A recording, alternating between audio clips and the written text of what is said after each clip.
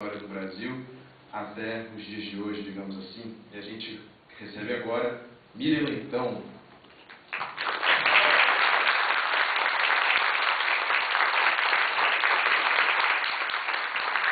Obrigada, muito obrigada. Olá, Miriam. Oi, gente. Bem, Miriam, você está com o segundo livro, que é o A Saga Brasileira, não é? Conta o comecinho dessa história pra gente, como você teve a ideia de fazer esse livro contando a história dos planos econômicos brasileiros. Primeiro eu queria agradecer a todo mundo que veio aqui, porque com essa seca, eu estou ouvindo umas tosses, pode tossir, porque realmente é uma sensação forte, né? Quem vem de fora sente mais ainda e tal. Então eu agradeço o esforço de estarem aqui comigo. Está dando microfonia, né? Tá. Como é que faz? Natal? Já me liguei que o cara do som chama Natal. Socorro, Natal. Então, eu agradeço a todo mundo, estou muito feliz que vocês estão aqui. Fred, olha, a ideia de escrever esse livro eu tive ao longo dos fatos. Eu cobri toda a história mais intensa do combate à inflação no Brasil como jornalista. E eu, ao cobrir o fato, você já teve como jornalista aquela sensação assim, eu estou diante de um fato histórico. Então eu queria escrever, só que não tinha final. Né? Toda vez que parecia que a coisa ia acabar, começava de novo. Então você não pode escrever uma história que você não sabe o final. Então eu fui reunindo fatos, reunindo histórias, depoimentos e amadurecendo a ideia ao longo do tempo. Então, foi assim, eu fui juntando material e até a hora que eu parei e não, agora eu preciso escrever esse livro, porque a família já não deixava mais em paz. De tanto que eu falava do livro que eu vou escrever e não escrevia, a família começou a falar, sabe, estava pegando mal. Ó, eu anotei aqui, vamos ver se eu estou certo, né? Nos últimos 30 anos de política econômica, 6 planos, 5 moedas, 16 ministros da Fazenda, 18 presidentes do Banco Central, 9 zeros cortados divididos mais com 2.750, né? 9 zeros cortados e depois ainda dividiu por 2.750. 2 calotes e um calote interno, ou seja, como foi amarrar tudo isso para contar essa história? Pois é, o mais importante é o seguinte, tudo isso e nós sobrevivemos. Né? Passamos por isso tudo e sobrevivemos.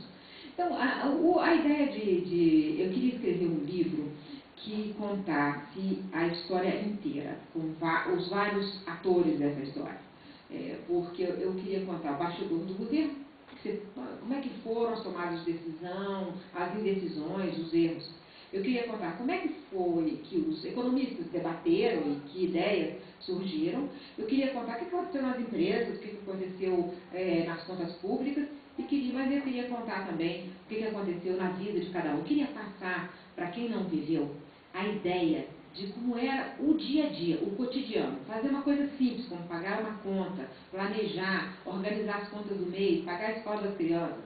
Como é que isso era um tumulto? Era um tumulto porque a inflação era muito alta, depois ficou um tumulto porque as regras mudavam o tempo todo. Eu queria contar para quem viveu o quanto heróico foi viver aquilo. E para quem não viveu, o quanto que foi importante o que as gerações anteriores fizeram. Então, quando eu escrevi, eu pensava assim, Fred, eu pensava na minha geração, eu pensava na sua geração, eu pensava na geração do seu filho. Eu queria contar para todo mundo, né, contar como é que foi essa travessia. Foi uma travessia, uma longa travessia, que o Brasil fez de forma muito corajosa. Eu, ao reestudar os fatos, eu me dei conta de como nós fomos corajosos, persistentes, inteligentes, para entender todas aquelas fórmulas econômicas. Enfim, eu fui ficando cada vez mais orgulhosa do país enquanto escrevia os fatos. Agora, como jornalista, a gente atua muito ali nos bastidores, ouvindo muitas fontes, e foram 6 planos. Em algum momento você via ali que o plano recém-lançado seria difícil de explicar ou não daria certo?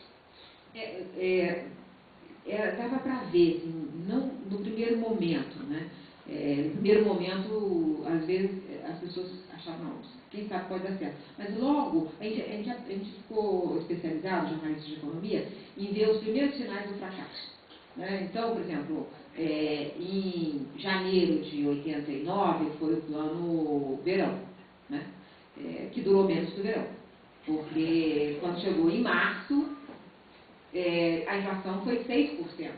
Então, já inflação de 6% no segundo mês do plano, foi, imagina, do 15 de janeiro. Em março, a inflação foi 6%, já estava morto aquele plano. Mas só para a gente lembrar, para quem não se lembra, ou porque não viveu ainda, ou para quem já se esqueceu da confusão, porque foi uma história muito intensa, lembrar a sequência, que foi o plano cruzado, né, em 86, 87 o plano Bresser, em 89 o plano Verão, em 90 o plano Collor, em 91 o plano Collor 2, e aí, depois, em 94, o plano real, que foi uma coisa complicada, porque passou também pela URV. Nesse período, a gente saiu do cruzeiro, que era a moeda até 86, para o cruzado novo, cruzeiro novamente, cruzeiro real e real. E tinha a unidade virtual ainda, que era o URV, né? Ainda tinha o URV. A gente passou por todas essas coisas. E aí, quando em 94, antes do plano, quando era cruzeiro real ainda, antes do plano real, 1 quilo do contrafilé na promoção, depois de cortar 9 zeros na moeda, o preço era 5.980, na promoção.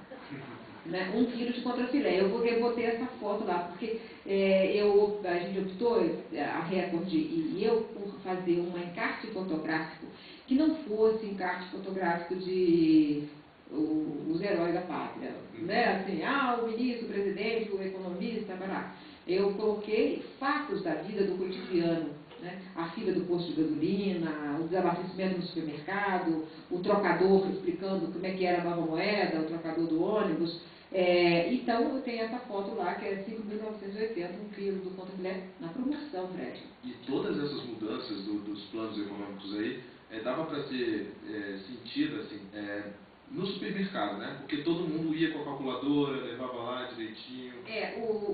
Na verdade, o brasileiro, ele aprendeu, assim, ele construiu mecanismos sofisticados para conviver com aquela inflação alta, que era 20% no mês, 30% no mês seguinte, 40%. Então, a inflação subia muito. Isso era um desafio. Como é que você convive com isso? Do ponto de vista, assim, prático, por exemplo, Fred, imagina a doceira do Espírito Santo, a Rosa Batista, é o personagem do livro. Ela tinha que vender o bolo, ela tinha que fazer bolo de noiva. Agora, o casamento foi marcado com antecedência. Agora, quanto é que vai custar o bolo de noiva daqui a 6 meses? Com a inflação de 30% ao mês? Impossível. Ela podia comprar as coisas para estocar? Não. Ovo estraga, açúcar de confeiteiro estraga, então não tinha como estocar os insumos. E ela não podia dar o preço. Se ela desse o preço errado, ou ela quebrava ou ela matava a noiva. Então, ela tinha que encontrar uma fórmula. É isso que eu falo. Essa engenhosidade que o brasileiro demonstrou, de como é que eu convivo com esse bicho. Eu tenho que fazer minhas coisas, a vida tem que continuar seu curso. Então, ele fez isso. Mas, além disso, ele mostrou uma enorme capacidade de entender todas as mudanças de regras, né, que aconteceram ao longo desse período, de uma forma impressionante. Isso foi o que mais me encantou. Né?